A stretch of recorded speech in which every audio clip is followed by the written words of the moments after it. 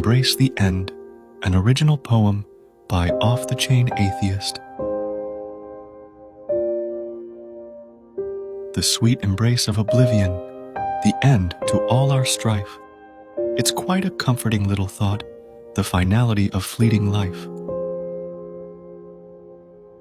Until we draw our final breath, like wayward sons we roam, belonging neither here nor there, we search our dreams for home. We wander through this weary world, no concrete paths in sight, but still, we strive to love and learn, and hope we live life right. So welcome the inevitable, the oblivion that's to come. Put jokes aside and don't forget to stop and have some fun.